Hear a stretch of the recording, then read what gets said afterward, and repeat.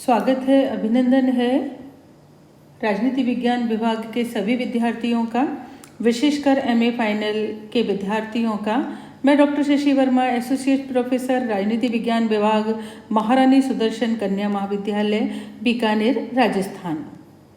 आज इस वीडियो के अंतर्गत मैं आपके 9th paper right and duties मानव अधिकार एवं कर्तव्य के एक महत्वपूर्ण टॉपिक मैग्ना कार्टा घोषणा पत्र के ऊपर चर्चा करूंगी। 1200 शताब्दी के अंतर्गत इंग्लैंड के अंदर सम्राट जॉन शासक थे। वो बहुत ही अत्याचारी क्रूर शासक थे। उन्होंने वहाँ की जनता को जो पहले से अधिकार प्राप्त थे उन सभी अधिकारों को समाप्त कर दिया था, जिससे वहाँ की जनता बहुत ही दुखी रहने लग गई थी और अपने आप को गुलाम समझने लग गई थी। और वो उनके प्रति विद्रोह की भावना उनके अंदर, जनता के अंतर्गत उन राजा के प्रति विद्रोह की भावना उत्पन्न होने लग गई थी। सामंत भी जो थे वो अपनी जनता के दुख में दुखी हुए और वो भी सोचने लगे कि किस तरीके से अपने जो जनता, जो हमें पहले अधिकार प्राप्त थे, जनता को अधिकार प्राप्त थे या हमें अधिकार प्राप्त थे, तो हम उन अधिकारों को कैसे लें। तभी एक मौका आया और जो मौका 1215 जून के अंतर्गत आया, जब सम्राट थे वो थेम्स नदी के किनारे बने एक रेनी मेड टापू पर छुट्टी मनाने गए। पूरे लंदन के अंतर्गत ये थेम्स नदी है वो होकर गुजरती है और ये वहाँ की पवित्र नदी मानी जाती है। जिस तरीके से भारत के अंदर गंगा की महत्वता है, उसी तरीके से इंग्लैंड के अंतर्गत थेम्स नदी की महत्वता है। और इस नदी के किनारे छोटे छोटे टापू बने हुए थे। चूँकि इंग्लैंड के अंदर हमेशा ही सर्दी रहती है, जून में कुछ दिनों के लिए वहाँ पर गर्मी पड़ती है, तो उस गर्मी से बचाव के लिए जो सम्राट थे वो टापू पर चले गए थे। ऐसे में सामंतों ने सोचा कि राजा के पास कोई बहुत बड़ी फौज नहीं है, राजा अपने ही कुछ लोगों के साथ, अपने ही कुछ सेवकों के साथ वहाँ पर अकेले हैं। तो उन सामंतों ने 15 जून 2015 को उस टापू के ऊपर उन्हें घेर लिया और कहा कि यह एक समझौता पत्र पर आप हस्ताक्षर कीजिए, नहीं तो हम आपको यहीं समाप्त कर देंगे। ऐसी स्थिति में मरता क्या न करता, राजा ने एक घोषणा पत्र पर हस्ताक्षर किए और उस घोषणा पत्र को ही हम मैग्ना कार्टा घोषणा पत्र के नाम से जानते हैं। मैग्ना कार्टा घोषणा पत्र ने ब्रिटेन के अंदर लोकतंत्र की आधारशिला रखी। मैग्ना कार्टा के द्वारा कोई नवीन अधिकारों को जन्म नहीं दिया गया था, वरन जो पहले से जो परंपरागत अधिकार थे उन्हीं को मान्यता प्रदान की गई थी। ऐसा माना जाता है, यह ऐसा है कि अंग्रेज़ लोग जो हैं वो बहुत रूढ़िवादी हैं, बहुत परंपरावादी हैं। यानी कि जो परंपरा वो मानते चले जाते हैं वो वही परंपरा को मानते हैं। उस परंपरा को मानने के लिए कहीं उन्हें कुछ लिखित करने की ज़रूरत नहीं है, तो वो अपनी परंपराओं को मानने में बहुत पक्के हैं। तो उन परंपराओं को, जो अधिकार थे, उनको एक तरीके से लिखित रूप इस मैग्ना कार्टा के द्वारा दिया गया था।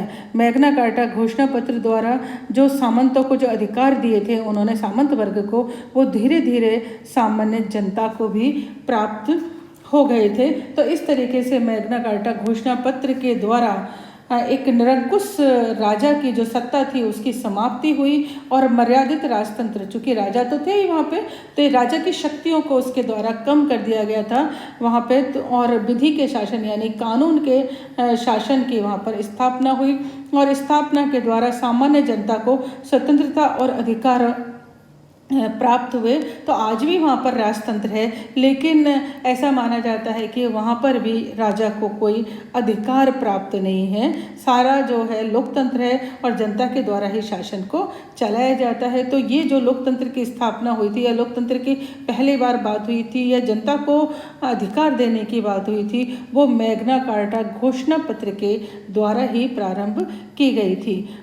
अब हम ये जानते हैं कि उस घोषणा पत्र में ऐसी क्या क्या उपबंध थे या क्या क्या शर्तें थी जिनके ऊपर हस्ताक्षर किए गए थे। तो उसमें पहली जो थी वो थी कि जो राज्य के द्वारा कर लगाए जाते हैं वहाँ की जनता पर, वो ऐसा नहीं होना चाहिए कि आज कोई किसी तरीके का कर है, कल किसी तरीके का कर है, तो वो ना ही वो राजा की इच्छा के ऊपर आधारित होने चाहिए।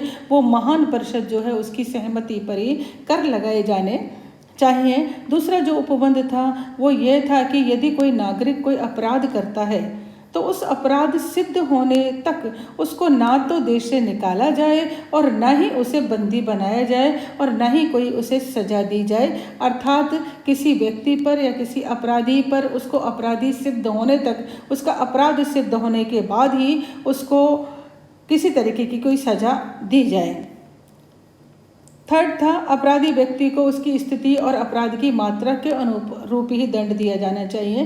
जैसा कि आपको बताया कि वो शासक जो थे सम्राट जॉन बहुत क्रूर थे, तो वो छोटी सी अपराध के लिए भी बड़ी सज़ा दे दिया करते थे। तो तब उन्होंने मैग्ना कार्टा में ये निश्चित किया या लिखवाया गया कि यदि अपराधी अपराध किन्हीं परिस्थितियों में करता है तो उसकी अपराध की स्थिति और मात्रा के, यानी कि उन्होंने किन परिस्थितियों में उस अपराध को किया है और कितना किया है, उसी के अनुसार ही उसे दंड दिया जाना चाहिए। मान लीजिए किसी स्त्री के ऊपर किसी तरीके का कोई शोषण होता है, अत्याचार होता है और अपनी बचाव में वो सामने वाले अपराधी को ख़त्म कर देती है, तो ऐसी स्थिति में उस स्त्री को मृत्यु दंड नहीं दिया जाना चाहिए, उसकी सज़ा को कम किया जाना चाहिए। या कोई भूखा बच्चा किन्हीं परिस्थितियों में ब्रेड रोटी लेके भागता है तो उसको अपराधी ना मानकर उसको दंड ना देकर उसकी भूख शांत हो, इसके लिए प्रयास किए जाने चाहिए कि जैसा कि यही उचित है कि उन्होंने अपराध जो किया है वो किन स्थितियों में किया है, किन परिस्थितियों में किया है, उनके आधार पर ही उसे दंड दिया जाना चाहिए। ब्रिटेन के अंतर्गत अभी तक ये होता था कि जब भी राजा जहाँ जाता था उसके पीछे पीछे उसकी कोर्ट या उसकी कहें सरकार या न्याय व्यवस्था वहीं चल देती थी। यदि वो किसी टापू पर छुट्टियाँ मनाने जा रहा है या किसी दूसरे देश में जा रहा है तो उसकी ये साथ ही उसकी सरकार चलती थी। तो ये निश्चित किया गया है कि राजा जाए लेकिन ये court of the common plea एक सुनिश्चित स्थान पर रहकर अपना कार्य करे, जहाँ उसका मेन ऑफिस है वहीं रहकर वो कार्य करे, ऐसा ना कि राजा के साथ साथ वो दौरे पर चली जाए। फिफ्थ जो है वो है जो ब्रिटेन के अंतर्गत जो चर्च थे उनके संगठन उनके अधिकारियों की नियुक्तियों में राजा हस्तक्षेप ना करे। चर्च पूरी तरीके से स्वतंत्र होनी चाहिए, ये धर्म के स्थान है और धर्म के ऊपर राज्य किसी तरीके का कोई हस्तक्षेप ना करे। किसको मुख्य पादरी बनाना है, किसको किस कार्य के अंतर्गत लगाना है, ये वहाँ के चर्च के अंतर्गत ही निश्चित होना चाहिए और राजा का इसके अंदर कोई हस्तक्षेप नहीं होना चाहिए। 6 है, प्रभावशाली जो सामंत हैं और पादरी हैं उन्हें महान परिषद में अवश्य बुलाया जाए। जब भी कोई विशेष सभा हो महान परिषद की तो उसमें इन सभी को आमंत्रित किया जाना चाहिए और राज्य की नीतियों के बारे में इन पे चर्चा की जानी चाहिए, इनके सामने चर्चा की जानी चाहिए। 7 ये था कि जो भी देश के अंतर्गत ब्रिटेन के अंतर्गत विदेशी व्यापारी आते हैं व्यापार के लिए, उन्हें स्वतंत्रता पूर्वक आने जाने देना चाहिए। उनके ऊपर बहुत ज़्यादा प्रतिबंध नहीं होने चाहिए। उनके ऊपर जो प्रतिबंध होने चाहिए केवल युद्ध काल में ही होने चाहिए कि युद्ध काल में देश की सुरक्षा को ध्यान में रखते हुए उनके ऊपर प्रतिबंध लगाए जाने चाहिए, अन्यथा उन्हें कई तरह की स्वतंत्रताएँ प्रदान करनी चाहिए। 8 जो था वो कि एक पूरे देश के अंतर्गत तोल का एक ही पैमाना होना चाहिए, नहीं एक ही बाट, एक ही तराजू, जैसे 1 किलो है, 1 लीटर है, 1 मिलीलीटर है, इस तरीके के एक ही तोल होना चाहिए। तो ये जो 8 थे इन सभी उपबंधों के ऊपर उस समझौते में राजा के हस्ताक्षर करवाए गए थे, ब्रिटेन में उन्हें लागू किया गया था। तो ऐसा माना जाता है कि ये मैग्ना कार्टा जो घोषणा पत्र है वो अधिकारों के संघर्ष की पहली दस्तावेज था बहुत बड़ी बात मानी गई, महत्वपूर्ण घटना मानी गई, क्योंकि इससे पहले पूरे विश्व के अंदर राजाओं के ही राज्य थे। पूरा विश्व ही छोटी छोटी लगभग रियासतों में बटा हुआ था और राजा की जो इच्छा होती थी वही कानून होता था। तो ऐसी स्थिति में व्यक्ति के लिए कोई स्वतंत्रता, कोई अधिकार नहीं थे। हम सभी जानते हैं कि हमारे देश में भी अंग्रेजों ने किस तरीके से यहाँ के नागरिकों की स्वतंत्रता को और इनके अधिकारों को पूरी तरीके से ख़त्म कर दिया गया था और हम लोग एक गुलाम की तरह के, या हमारे पूर्वज जो हैं वो एक गुलाम की तरह जीवन को व्यतीत करते थे। तो इस जो मैग्ना कार्टा घोषणा पत्र पर हस्ताक्षर हुए उससे ब्रिटेन में विधि के शासन को स्थापित किया गया था। भारतीय संविधान के भाग 3 को भी हम मैग्ना कार्टा घोषणा पत्र की संज्ञा देते हैं, क्योंकि इसके अंतर्गत भारत की जनता को मूल अधिकार प्रदान किए गए हैं। जब हमारा देश स्वतंत्र हुआ तो सर्वप्रथम ये कार्य किया गया कि हमारी जनता जो इतने लंबे समय तक गुलामी की जंजीरों में जकड़ी रही थी, गुलाम बनी रही थी, तो सर्वप्रथम उसको स्वतंत्रता प्रदान की जाए, अधिकार प्रदान किए जाएं। तो हमारा देश के संविधान के द्वारा उन्हें स्वतंत्रता और अधिकार प्रदान किए गए, जिन्हें हम मूल अधिकारों के नाम से जानते हैं, और ये संविधान का भाग 3 है। धन्यवाद विद्यार्थियों।